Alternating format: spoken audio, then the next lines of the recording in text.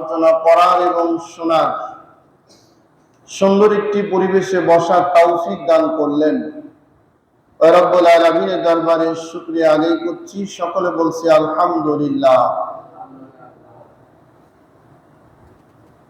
তার শুকরিয়া আদায় করছি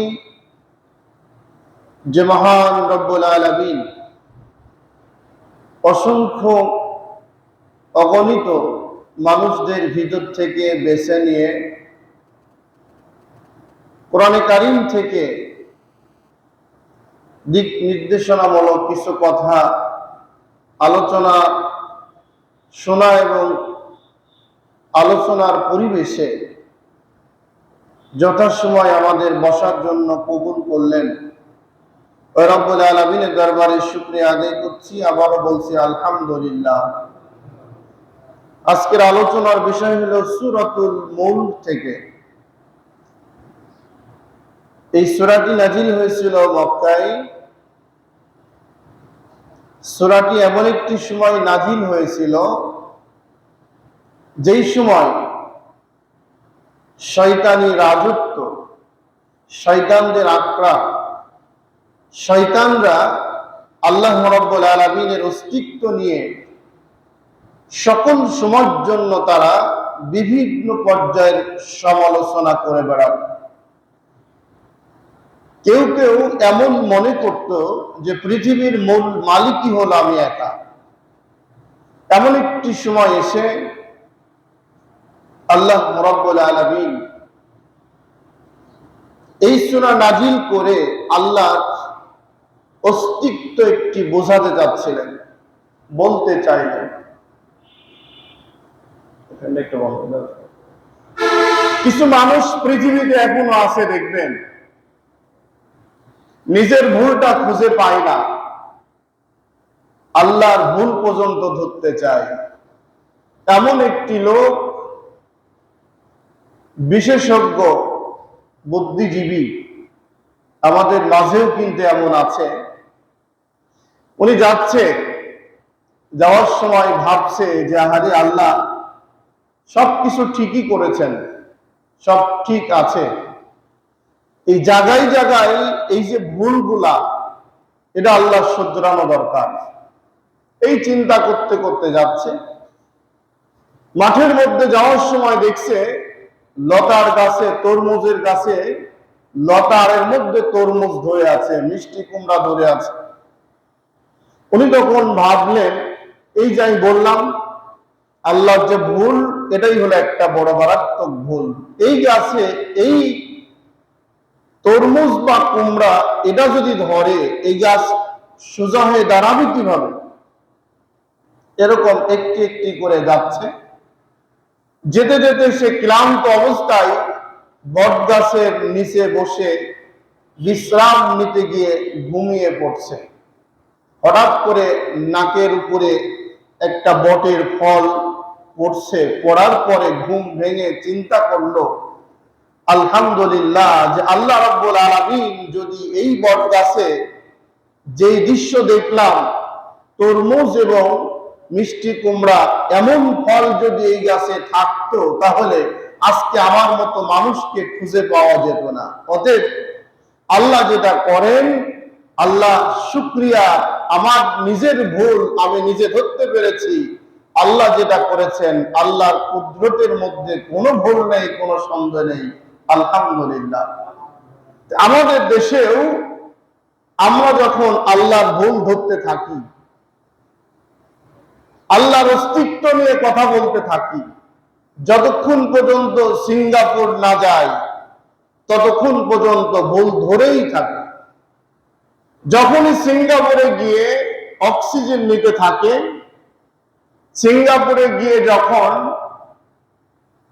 লাইফ সাপোর্টে ভর্তি হয়, তখন দেশবাসীর কাছে দোয়া চাই, আমি মনে হয় বাঁচবো না, আমাকে মাফ করে দাও, আমার জন্য সবাই দোয়া করো। এমন লোক নেই বলেন?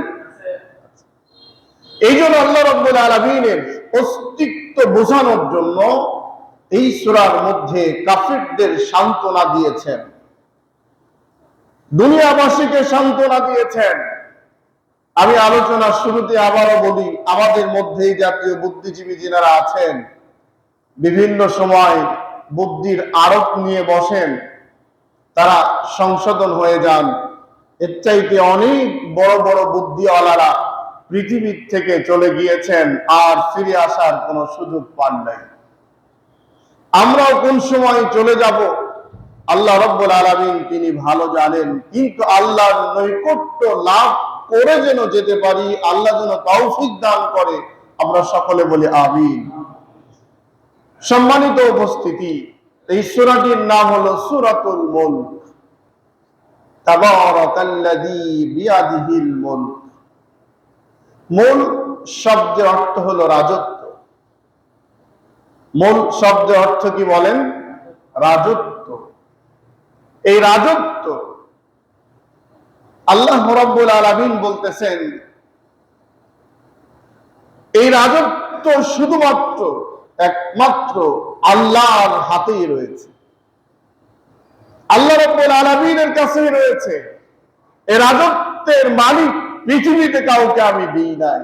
যদি পৃথিবীর রাজত্বের মালিক কাউকে দিতাম, এই রাজত্বের চাবিকাঠি নিয়ে চলতে তারা কখনো সক্ষম হতো না। কিভাবে? দেখুন কিভাবে হতো না। আল্লাহ রাব্বুল আলামিন বিয়াদিহিল মুলক বললেন, বিয়াদিহিল মুলক, রাজত্বের একমাত্র আমি, আর কেউ নেই, কাউকে অংশগ্রহণ করার সুযোগ দেওয়া হয়নি।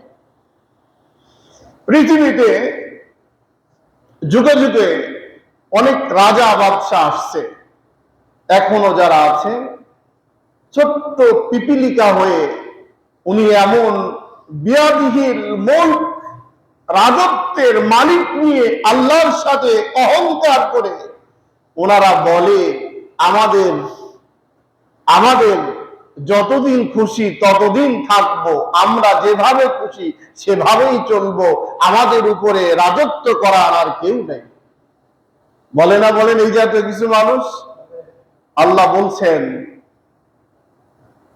আল্লাহু লা ইলাহা ইল্লা হুয়াল হাইয়ুল কাইয়্যুম।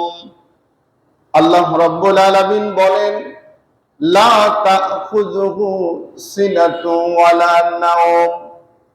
আল্লাহ রাব্বুল আলামিনের রাজত্বের পাশাপাশি তার কুরসি, তার চেয়ার, তার অস্তিত্ব, বসার মতো যোগ্যতা কোথায়? এমন পরিচয় দিতে গিয়ে আল্লাহ রাব্বুল আলামিন বলতেছেন, তাফসীরের মধ্যে এমন ভাবে লেখা হয়েছে, আল্লাহ যে আরশে কুরসি অর্থাৎ চেয়ার, এই চেয়ারের চারটি পায়া, চারটা পায়ার মধ্যে একটা পায়া চারটা হলো কোনা, একটা কোনা, তিনটা কোনা বাদ দেন। বিষয়টা ভালো করে বোঝেন।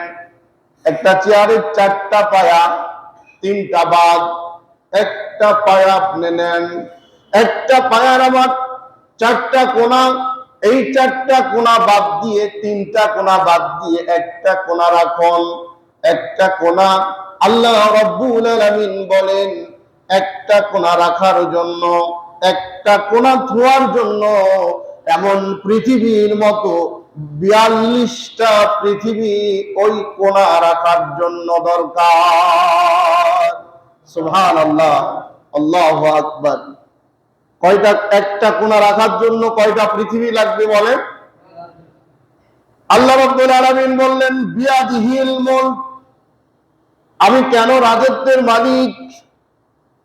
ভাইরা আমার, পৃথিবীর মধ্যে আল্লাহ রাব্বুল আলামিন আমাদের দেশের পৃথিবী দিয়েছেন। এই পৃথিবীর মধ্যে হলো 228টা পৃথিবী আছে। এমন সারা পৃথিবীর মধ্যে 228টা দেশ আছে। এই 228টা দেশ এক জায়গায় করার পরে যতটুকু হয়, এমন ৪২টি পৃথিবী এক জায়গায় করার পরে আল্লাহ রাব্বুল আলামিনের আরশে কুরসি যেই চেয়ারে তিনি বসেন, ওই চেয়ারের এক কোণা রাখার মতো জায়গা হবে তখন। এখন চিন্তা করুন আল্লাহ কেমন। এই আল্লাহ কেমন ভাবার জন্য আমার আপনার মাথার মধ্যে আল্লাহ চিন্তা করতে বাদ দিয়েছেন। চিন্তা করো না ভাইয়েরা আমার, আল্লাহ রাব্বুল আলামিন আমাকে আপনাকে যে দেশে অবস্থান করাচ্ছেন, বাংলাদেশ পৃথিবীর 228টি দেশের মধ্যে সবচাইতে ছোট্ট একটা দেশ, পিঁপড়ার সমকক্ষ। এই যে যত মাখলুকাত, এই মাখলুকাতের মধ্যে হলো পিঁপড়ার সমকক্ষ একটা দেশ বাংলাদেশ। এই দেশের মধ্যে 64টা জেলা, 64 জেলার মধ্যে আলহাজ মোড় একটি জায়গা, আলহাজ মোড় জামি মসজিদ একটা অবস্থানের জায়গা। এই এলাকার মধ্যে ছোট্ট একটি জায়গা, তার মধ্যে একটা জায়গার নাম হলো ঈশ্বরদী আলহাজ মোড়। আলহাজ মোড়ের আপনি ছোট্ট একটা মানুষ, এই মানুষটা ছোট্ট, কিন্তু আপনার সামান্য ক্ষমতা আসার কারণে, সামান্য একটু ক্ষমতা পাওয়ার কারণে এখন আপনি বলেন আমি ছাড়া এই জগতের মধ্যে আর কেউ থাকতে পারে না। বলে কিনা বলেন? চিন্তা করেন, আপনি ভাবেন খালি 228টি দেশের মধ্যে সবচাইতে নিম্ন একটা পিঁপড়ার সমকক্ষ দেশ বাংলাদেশ। এই দেশের এমন একটি জায়গায় আমি আপনি অবস্থান করছি, ওই অবস্থানের মধ্যে সবচাইতে ছোট্ট পিঁপড়ার সমকক্ষ দেশের মধ্যে যদি আমি আপনি একজন মানুষ হই, তাহলে পিঁপড়ার চোখ তো কোনোদিন দেখাই যায় না। দেখা যায় বলেন? তাহলে আমাকে আপনাকে রাডারে পড়বে কিভাবে? এই রাডারেই পড়ে না, খোঁজেই পাওয়া যায় না। এই লোকটি আবার মাজা সোজা করে দাঁড়াতে পারে না, উনি আবার কোরআনের আইনকে বন্ধ করতে চায়, আল্লাহর সাথে সমকক্ষ মনে করে লড়াই করার জন্য প্রস্তুতি নিতে চায়। এমন লোক আছে না নাই বলেন? সাহস পাও কোথায়? আল্লাহ এই জন্য বললেন বিয়াদিহিল মুলক, আমি হলো গোটা রাজত্বের একমাত্র মালিক, আমার হাতেই চাবিকাঠি রয়েছে, আমার হাতেই চাবিকাঠি, আমি যেভাবে খুশি সেভাবে পরিচালনা করতে পারি। আল্লাহ রাব্বুল আলামিন এরপরে বললেন শোনো, পৃথিবীতে আল্লাহ রাব্বুল আলামিন এমন কিছু গ্রহ তৈরি করে রেখেছেন, যে গ্রহগুলা বৃহস্পতি গ্রহ আর প্লাটিন গ্রহ যেটা আছে, এই দুইটা গ্রহগুলা এমন ছোট্ট আকার। আল্লাহ রাব্বুল আলামিন বলেন কোরআনুল কারীমের মধ্যে, বিজ্ঞানীরা রিসার্চ করতে করতে তার মাথায় শেষ। আল্লাহ রাব্বুল আলামিন বলেন তাবারাকাল্লাযী বিয়াদিহিল মুলক, আমার অস্তিত্ব দেখতে চাও, গোটা পৃথিবীর মধ্যে তাকাও, গোটা পৃথিবী ভ্রমণ করো, গোটা পৃথিবীর মধ্যে নজরটা লাগাও। দেখতে দেখতে এমন একটা সময় তোমার চোখটা ক্লান্তি হয়ে আবার তোমার দিকে এই চোখটা ফিরে আসবে, তুমি বুঝতে পারবে না। সুবহানাল্লাহ। আল্লাহর অস্তিত্ব খুঁজো, কোথায় ভুল আছে, কোথায় আল্লাহ ত্রুটি রেখেছেন খুঁজো। আমার ভাইয়েরা, আল্লাহ রাব্বুল আলামিন বললেন এই গ্রহগুলা 684 বছর, এই 684 বছরের একদিন করে মিল করুন। 684 দিন এক জায়গায় করলে যত লম্বা হবে, এই গ্রহগুলার মধ্যে একটা বছর হবে এমন সমান। খালি আমরা মনে করি মনে হয় এই পৃথিবীটাই এমন না। আল্লাহর অস্তিত্ব দেখাতে গিয়ে আল্লাহ বললেন আমার হুকুম যদি তুমি না মানো, ইবাদত না করো, গোলামি না করো, দাসত্ব না করো, তোমার মতো ছোট্ট একটা পিঁপড়ার চোখও ধরা চলে না, এই মানুষটি তুমি আমার ইবাদত না করে চলে যাবে, যাও, সমস্যা নেই। আল্লাহ রাব্বুল আলামিন বলেন তাকাও বিয়াদিহিল মুলক, কেমন গোটা পৃথিবীর মধ্যে গ্রহ অপগ্রহ সমস্ত জায়গায় একমাত্র শুধুমাত্র বিধান আমি আল্লাহ বাদে আর কারো চলে না। সব জায়গায় আইন বিধান একমাত্র শুধুমাত্র চলে হলো আল্লাহ। কার চলে বলেন? ভাইরা আমার, আমেরিকার মতো জায়গার চিন্তা করুন। আমেরিকা আমাদের দেশের তুলনায় যদি হিসাব করা যায় 59টা আমার বাংলাদেশের মতো জায়গা যদি এক জায়গায় করা যায়, এক জায়গায় করলে যত বড় হবে, আমেরিকা শুধুমাত্র একাই এত বড় লম্বা একটা দেশ। ইন্ডিয়া যদি যাচাই করেন 29টা, এমন বাংলাদেশ এক জায়গায় করলে যত বড় ইন্ডিয়া তত বড়। এমন ভাবে যদি একটা একটা দেশ যদি এক জায়গায় করা যায়, এমন 228টা দেশ এক জায়গায় করলে যত বড় হবে, এমন 42টি দেশ এক জায়গায় করার পরে আল্লাহ রাব্বুল আলামিন যে আরশে কুরসি চেয়ারের উপরে বসে, ওই চেয়ারের একটা পায়া 3টা কোণা বাদ দিয়ে, 3টা পায়া বাদ দিয়ে একটা কোণা রাখার জন্য এমন একটি জায়গা দরকার। সুবহানাল্লাহ। আল্লাহ কোথায় খুঁজে পাই না। আল্লাহ রাব্বুল আলামিনের জন্য বলেন, শোনো, আমি তোমাদের পৃথিবীর মধ্যে যাওয়ার সময় থেকে শুরু করে 5টি জায়গায় তোমাদের হায়াত দিয়েছি আমি। এই 5টা জায়গায় হায়াত দিয়ে আমি রব্বুল আলামিন তোমাকে জবানবন্দি নিতে চাই।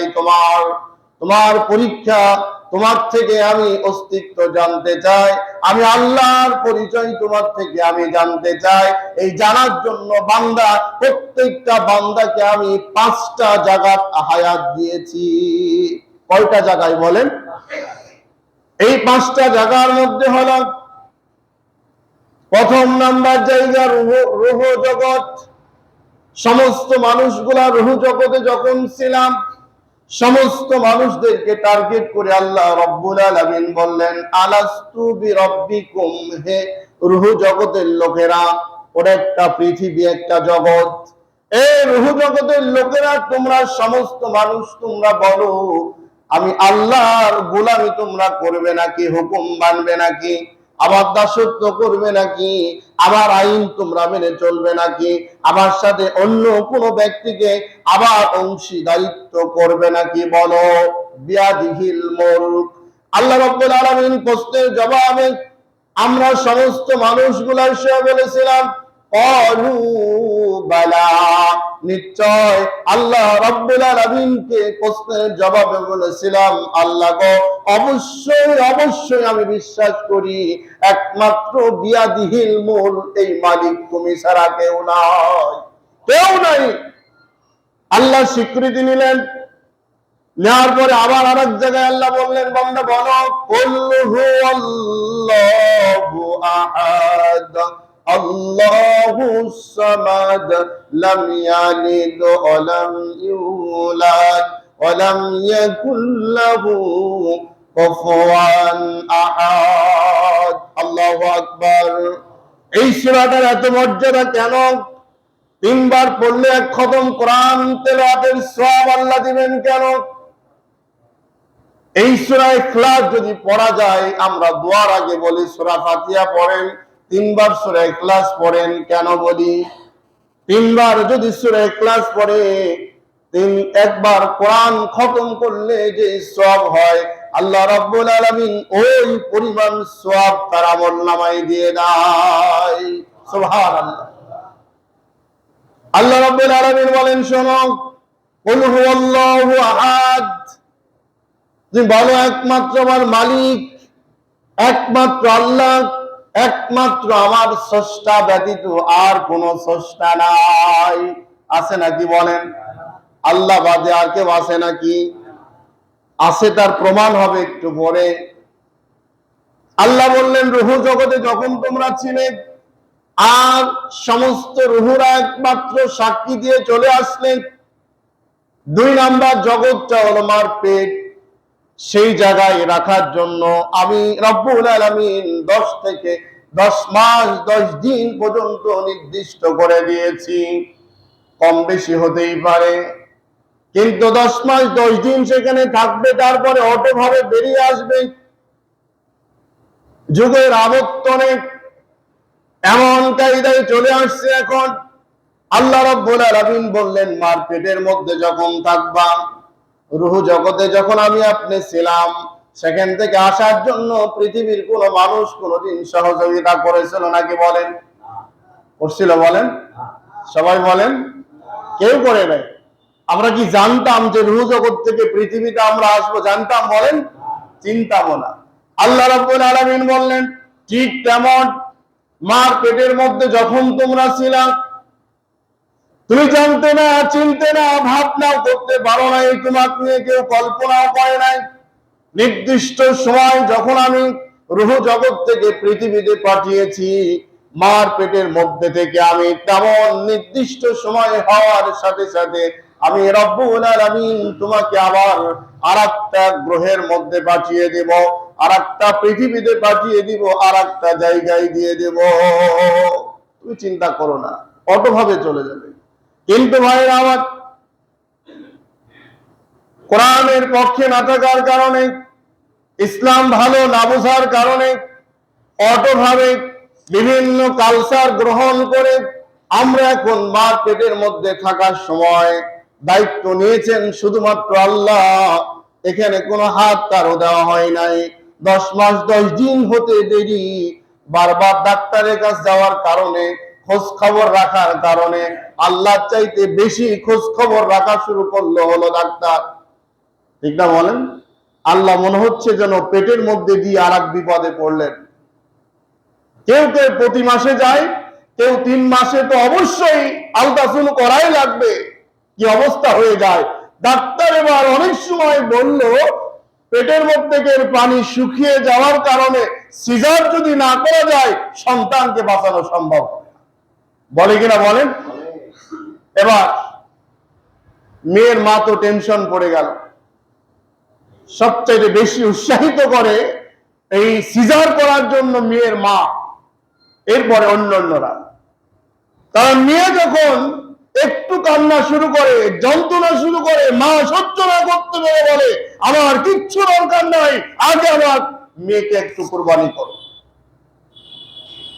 এখনকার বাচ্চা যারা সিজার করে যখন পৃথিবীতে আসছে, এটা সম্পূর্ণ হলো আল্লাহর কেরামতি পদ্ধতির বাইরে আসার কারণে এখন সবচাইতে বেশি এই সমাজের মধ্যে বকাটি সন্তান পয়দা হচ্ছে।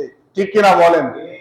আপনি যান, ভার্সিটিতে যান, বিভিন্ন আপনি চিড়িয়াখানায় যান, বিভিন্ন মহল্লায় যান, বিভিন্ন জায়গায় গিয়ে দেখুন প্রকাশ্যে ছেলে মেয়ে এক জায়গায় গল্পে আড্ডায় লিপ্ত হয়ে আছে, কোন প্রকার লজ্জা তাদের ভিতরে নাই। না হওয়ার কারণটা কি? আসছেই তো লজ্জাবিহীন পৃথিবীতে। আল্লাহ রাব্বুল আলামিন বললেন, বান্দা শোনো, বিয়াদিহিল মুলক, আমি সমস্ত কিছুর মালিক। সন্তান পৃথিবীতে যখন আসবে, সময় যখন হয়ে যাবে, আমি রব্বুল আলামিন মার পেটের মধ্যে একটা যন্ত্রণা সৃষ্টি করে দিই।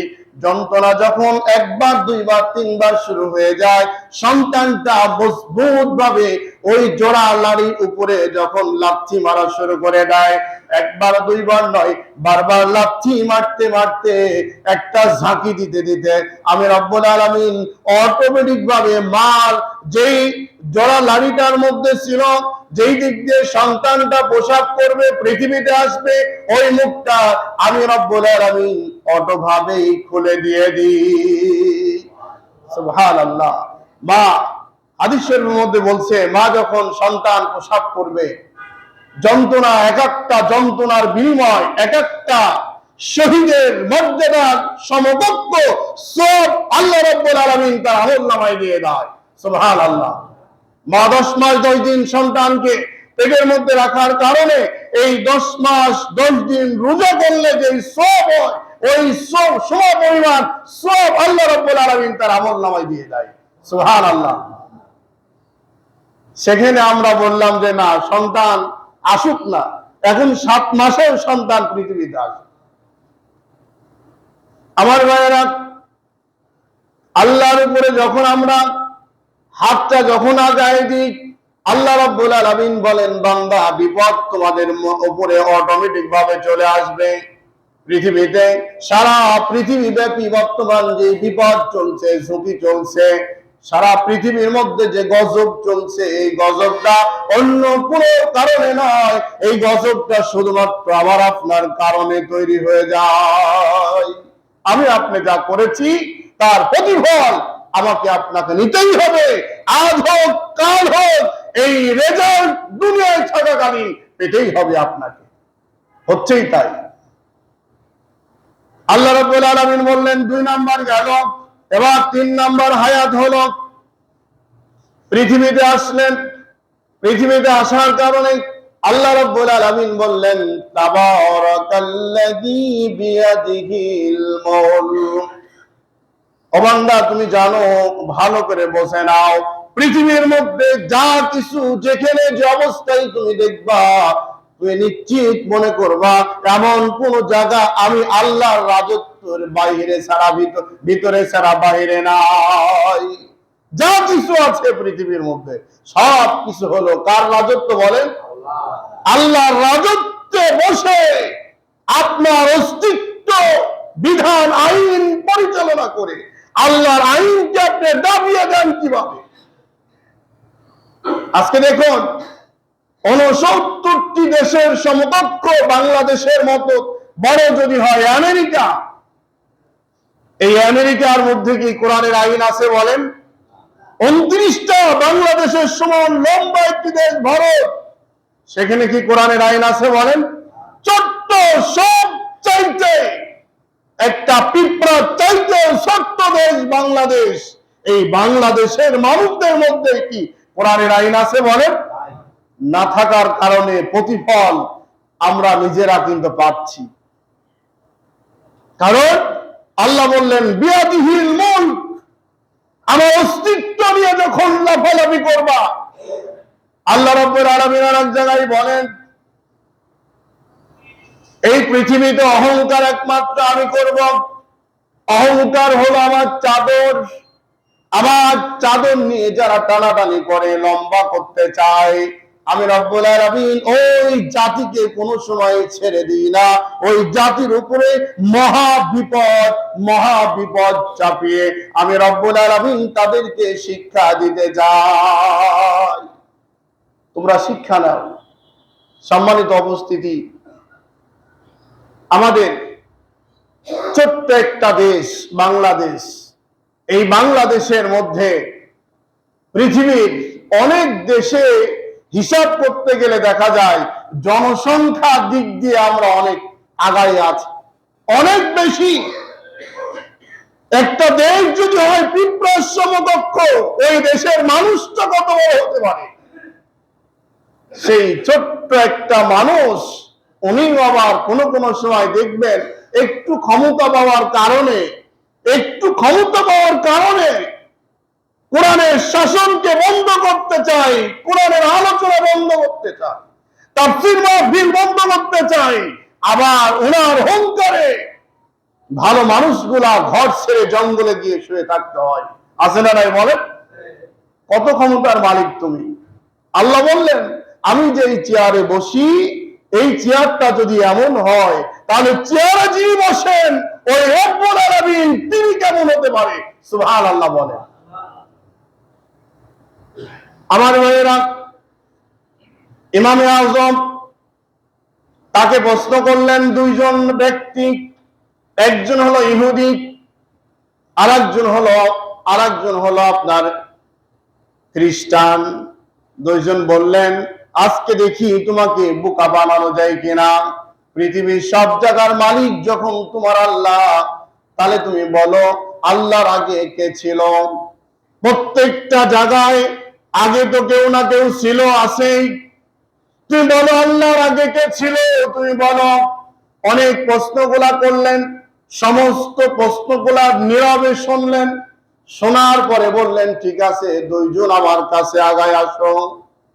আগায় আসলেন, বললেন, ঠিক আছে, সত্যিকারে আগে যদি কেউ না থাকে, যেমন তোমার দাদা ছিল, দাদার কারণে বাবা আসছে, বাবার কারণে তুমি আসছো, তোমার কারণে নাতি আসবে, পালাক্রমে এইভাবে একটা একটা করে প্রজন্ম আসতেই থাকবে, আসতেই থাকবে। কিন্তু তোমার প্রশ্ন অনেক চমৎকার, তুমি বলো লেখাপড়া জানো নাকি? বললো, হ্যাঁ জানি। বললো, দুইজন 1 থেকে 10 পর্যন্ত গণো। 1 থেকে 10 পর্যন্ত গোনা শুরু করলো। 1 2 3 4 5 6 7 8 9 10। আবার গোনো, আবার গোনো, আবার গোনো। বারবার গুনতে গুনতে অধৈর্য হয়ে বললেন, তুমি কি মনে করো আমার ভুল হচ্ছে? ইমামে আজম বললেন, অবশ্যই তোমার ভুল হচ্ছে। তোমার ভুলটা তুমি বুঝতে পারতেছ না, ঠান্ডা মাথায় তুমি আবার গোনা শুরু করো। আবার গুনলেন 1 থেকে 10 পর্যন্ত। ওনার কাছে কোনো ভুল খুঁজে পাচ্ছেন না। এবার ইমামে আজম বললেন, তুমি যে বারবার বললে 1 থেকে 10 পর্যন্ত গুনলে, 1-এর আগে কি ছিল একটা বারের জন্য তুমি কি বলেছো? 1-এর আগে কি ছিল বলো? 1-এর আগে কি ছিল আমিন করতে পারে না। আমি আপনি কি 1-এর আগে কি ছিল বলতে পারবো বলেন? 1-এর আগে কি ছিল? যখন মিল করতে পারলো না, ইমামে আজম তখন বলল, শোনো দুইজন, তোমরা নিজেকে মনে করো আমি শিক্ষিত, আমি জানি, আমি অনেক কিছু জানি। 1-এর আগে যেমন কেউ ছিল না, আমার স্রষ্টা, আমার আল্লাহ, আমার রব, আমার মালিক, আল্লাহর আগে আর পৃথিবীতে কেউ ছিল না। সুবহানাল্লাহ। আল্লাহর আগে কেউ কি ছিল বলেন? কেউ ছিল না।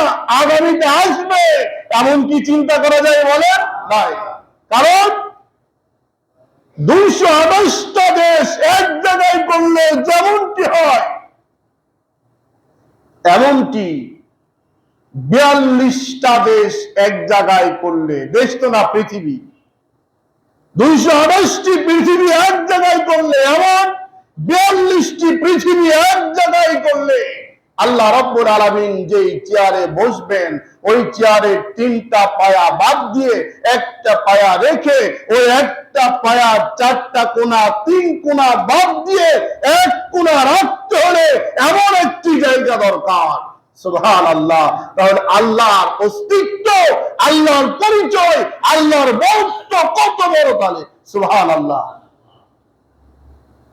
এখন প্রশ্ন করলো যে আল্লাহ তাহলে গোটা পৃথিবী দেখে কিভাবে? এমন বুদ্ধিজীবী আমাদের মধ্যেও কিন্তু আছে।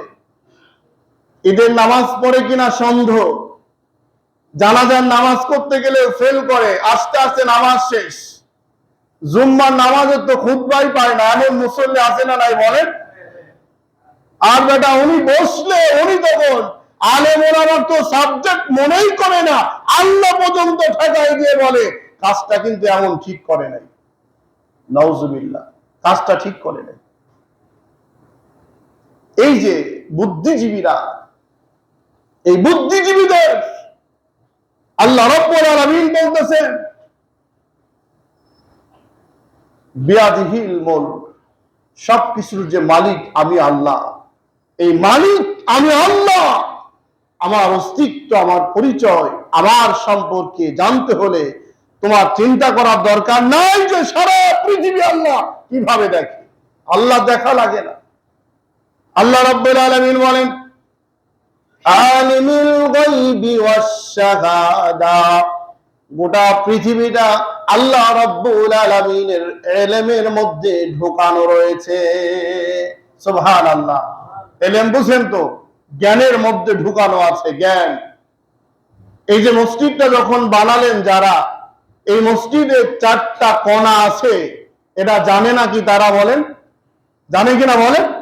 এই মসজিদের 4টা কোণা আছে। কোন জায়গায় পিলার, কোন জায়গায় কি দিলাম না দিলাম। যেমন আমি এই টেবিলের সামনে বসছি আলোচনা করার জন্য, আমার টেবিলের উপরে কি আছে না আছে আমি জানি কিনা বলেন? জানি না বলেন?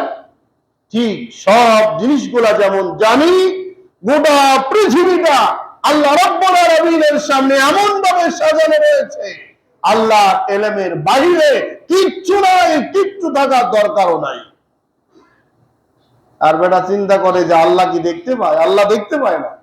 তোমার মতো ছোট্ট একটা পিঁপড়ার সমকক্ষ দেশের একটা তুমি নগণ্য মানুষ, তাই আল্লাহর সাথে পাল্লা দিয়ে বলো ঠিক আছে দেখবো এবার। আর তুমি খুঁজো যে আল্লাহর অস্তিত্বের মধ্যে ভুল আছে। আল্লাহ এই জাতীয় বুদ্ধিজীবীদের থেকে আমাকে আপনাকে হেফাজত করুক, বলেন আমিন। আল্লাহ যেন আমাদের সকলকে আল্লাহর অস্তিত্ব বুঝে আল্লাহর ক্ষমতার সাথে পাল্লা না দিয়ে নমনীয় ভাবে আল্লাহর ইবাদত করে যাওয়ার জন্য আল্লাহ আমাদের সবাইকে তৌফিক দান করুক। আমরা সকলে বলে আমিন। আমার ভাইয়েরা, সময় যেহেতু নেই, পরের জুম্মায় আলোচনা হবে ইনশাআল্লাহ। যারা আমরা সুন্নত পড়ি নাই